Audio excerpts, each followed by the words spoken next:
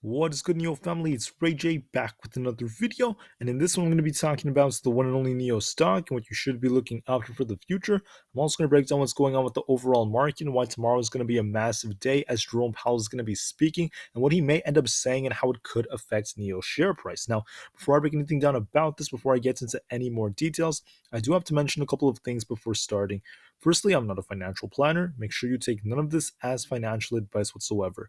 And also, if you guys can, please smash the like button if you want to see more videos like this. It not only benefits me, it benefits the entire NIO community as a whole.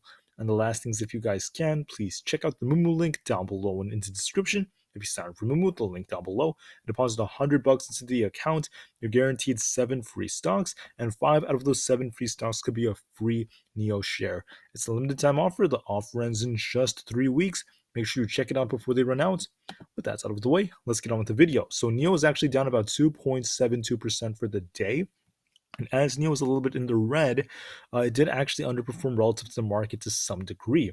Now, it's not necessarily the end of the world because, once again, the market was pretty flat and it almost closed red. So NIO is only down 2%, nothing too major. But the real question is what's going to happen tomorrow? And that is Jerome Powell is going to be speaking at 10 a.m. Eastern Time. And when he talks, the whole market tends to move very hard. So when is he speaking once again? 10 a.m. He's going to be going to Capitol Hill in front of the U.S. Congress. This is going to be very important. He's going to be giving his testimony, and if he does make some very big claims about the economy, what the Fed is currently doing, or if he does end up mentioning like a pause or something, the market will make a very, very big move in either direction. He could crash the whole market, or he could cause the whole market to rally. All right. Now, I want to remind everyone that the last time inflationary reports came out, inflation was hot. You have to remember that CPI was relatively hot, PPI was very hot, and PCE was quite hot. So we're seeing some very, very hot reports out there and a high risk of higher than expected inflationary reports again and again. With another uptick in inflation, this is not the best of things for the Fed. It's not ideal whatsoever, and it really incentivizes them to be more on the hawkish side, if anything.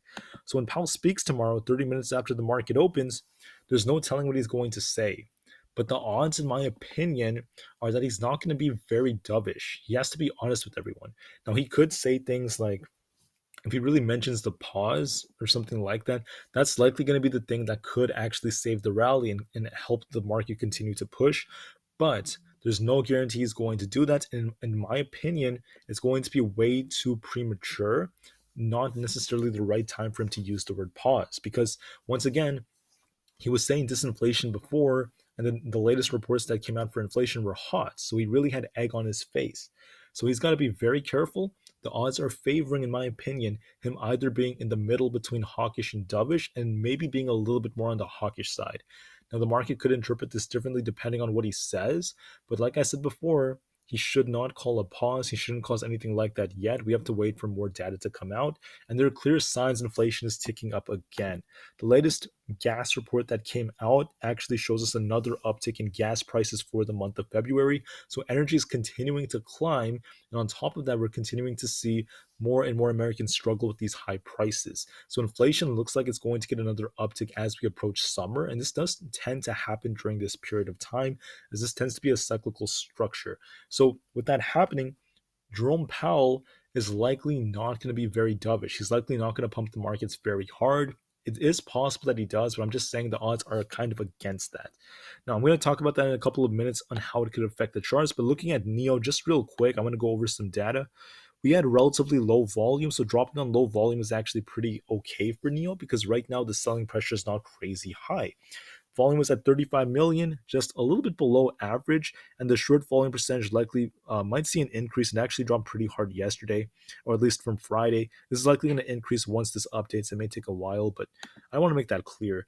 Now, for the options chain, I want to note that for SPY, for the next couple of days, we have relatively balanced put to call ratios, except for like Wednesday, but it's not really that bad. And in my opinion, the market makers might not necessarily be as incentivized to pump the markets as much for tomorrow, maybe even for Wednesday. So because of that, it's less likely that the market's going to just like continue to rally very hard tomorrow and for Wednesday. Once again, it depends on Powell, but for Friday, that's when the markets become pretty insane because we do have a high puts to call ratio. So if I was a market maker, okay, the market makers would likely let the markets come down for like Tuesday, Wednesday, and maybe even a part of Thursday, but they're incentivized. If I was the market maker once again, to push the markets up for Thursday and also on Friday. That's what they're incentivized to do. There's a lot of shorts out there expiring on Friday. That's what they could be thinking. We just have to wait and see what Powell says first. NIO right now is underperforming relative to the markets. We have a low price pairs ratio. The price comparison is not the best for NIO. And right now, Barclays is actually saying that NIO is going to have an equal weight, aka perform equally with the markets. They're not actually super bullish or bearish on it. And that's what they're essentially saying. And that's similar to what actually happened today. NIO tends to have not the best Mondays. We're only green 48% of the time, but Tuesdays tend to be better days historically. Now, this obviously isn't validated because it depends on Powell, but once again, if Powell doesn't even cause anything, then the odds do favor NIO trying to bound to the upside just a little bit. Now, the overall short interest has been decreasing a bit for NIO. No guarantee this is going to continue, and I don't know if shorts will try to pile in more. Really depends on what Powell says and other factors. Now, as far as NIO goes, they did actually tweet this. The NIO ES6, once again, absolutely beautiful vehicle. And once again, when they tweet things like this, it makes me very excited for the future of this company. I think NIO has lots of potential. I'm still very bullish long term, but for the short term, we are going to be heavily dictated by the current monetary policy of the Fed and also inflationary data and etc. So what am I seeing from a technical standpoint? From a technical standpoint, this is starting to look a little bit more on the bearish side because the bullish momentum has slowed down. We're about to get a crossover on the MACD hourly. When this tends to happen, we do actually see NIO drop a bit, at least historically, and either trades kind of sideways or it continues to remain low. There were some instances where it actually bounced while this happened and actually ended up pushing up. So that's also a possibility, but I do believe it's going to depend heavily on Jerome Powell. Now, for SPY, I want to note that if SPY wants to rally, fill the gap at 408 and then continue going to the 410s, Powell would have to either pump us or the market would have to just not necessarily crash early. But if Powell ends up being very hawkish, SPY is likely going to come all the way down and then it's going to come all the way down to the low 400s. If that fails, where the 200 EMA happens to be, this thing could drop all the way down to 397. All right, we could see a big drop if Powell ends up being very hawkish. That's going to affect NIO big time. Now, what's most likely going to happen? I don't really know. Okay, I want you to be prepared for anything. But the odds are favoring, based off the high inflationary reports that came out, that Powell might be in the middle, maybe a little bit more on the hawkish side. So we might slow the markets down a bit, expect crazy volatility tomorrow when the market opens. And by the time he starts speaking, 30 minutes after the market opens, we're likely going to see the market pull back a little, maybe fill this gap and try to bounce. But I do believe it's going to, or at least the odds are favoring some downside. Once again, depends on what he says. If he uses the word pause, everything could change and the market could still rip. But once again, guys, it does not make sense to me why he would use the word pause. Like, why is the Fed talking about pausing when inflation is still very hot?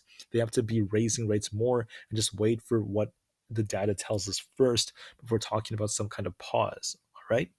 What does all of this mean for NIO? For NIO, this tells me if NIO wants to get back to $10, we're going to need Powell to help pump the markets. We're going to need to pump in the overall market, most likely. This is like assuming that there's no like amazing piece of news that comes out solely for NIO. I can't really predict the news on a daily basis. I'm just talking about Jerome Powell and the bigger thing that will affect the broader markets. If Powell pumps the markets hard, NIO is going to likely get a chance to fly to fill its gap around 9.8 and maybe get to $10. If Powell dumps the market, NIO is likely going to retest 9 and come to this 9.13 to $9 zone, maybe even break below it into the 8s if Powell causes a crash. All right. So it could really go in either direction.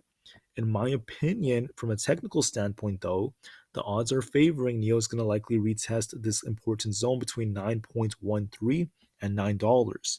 The odds are a little bit more in that favor, so I want to make that as clear as possible. I want everyone to be prepared just in case something like that ends up happening. But with that said, thank you all so much for listening. Please be ready for tomorrow. It's going to be a massive day as the big guy, Jerome Powell, will be speaking.